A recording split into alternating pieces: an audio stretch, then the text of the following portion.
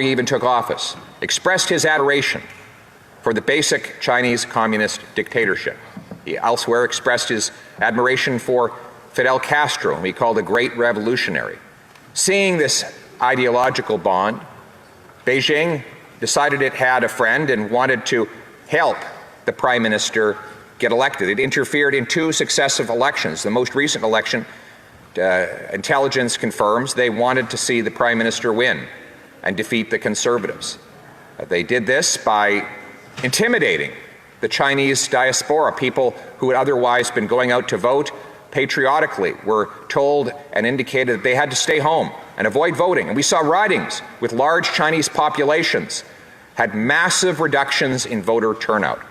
We know that members of parliament have been threatened by the regime in Beijing, even having the possibility of their families facing harm back home in China.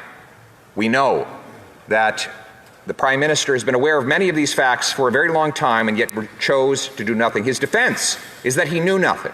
Well, if he knew nothing, he is not getting the basic information from his intelligence forces, then it indicates that he is incompetent and incapable of protecting our homeland, Madam Speaker. And worst of all, the people who are the greatest victims of this are Canadians of Chinese origin, who've come here to build this country, who come here to escape tyranny and embrace freedom, who follow the law and contribute to our country every day and in every way. And yet, their government in this country has done nothing to protect them from the government in the country they left behind.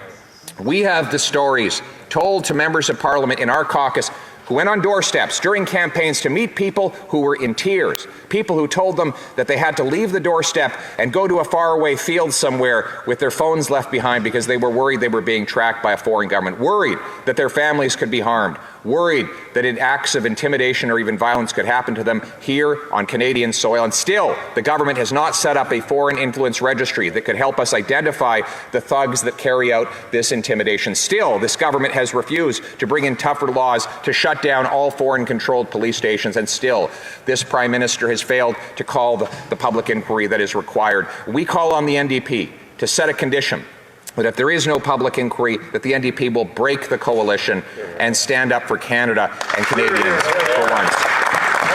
These Canadians who are attacked by this foreign government, these Canadians of Chinese origin, they are patriotic Canadians. They deserve the protection of their government. These are our people. This is our land. This is our country. This is our home. Thank you. Questions and comments. Questions et commentaires. The Honourable Parliamentary Secretary, the Government House Leader. Thank you very much, Madam Speaker.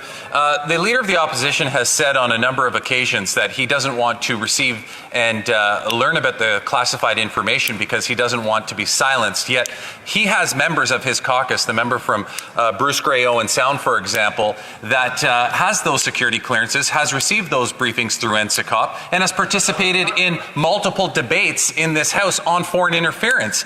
Is it true that the Leader of the Opposition is really concerned about being silenced, or is it more so that he would rather be willfully ignorant? The Honourable Leader of the Official Opposition. Madam Speaker, the former. We know that if the Prime Minister had his way, he'd bring me into a room, he'd drop a bunch of paper in front of me, much of which would already be public knowledge, and he'd mark it secret.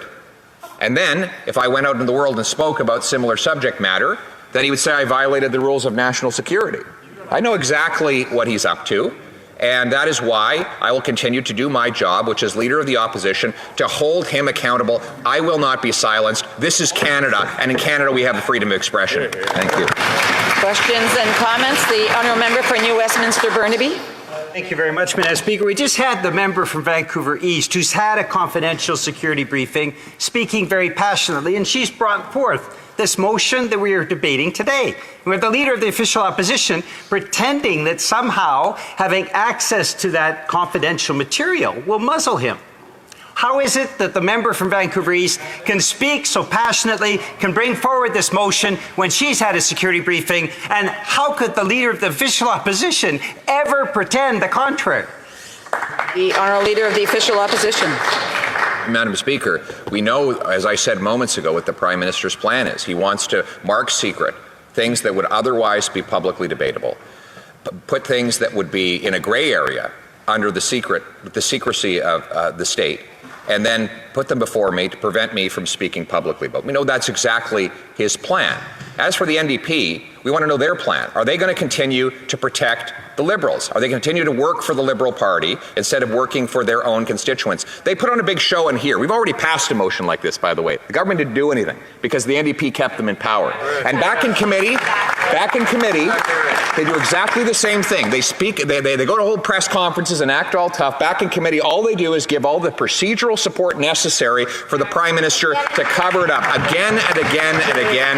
They have abandoned their constituents. They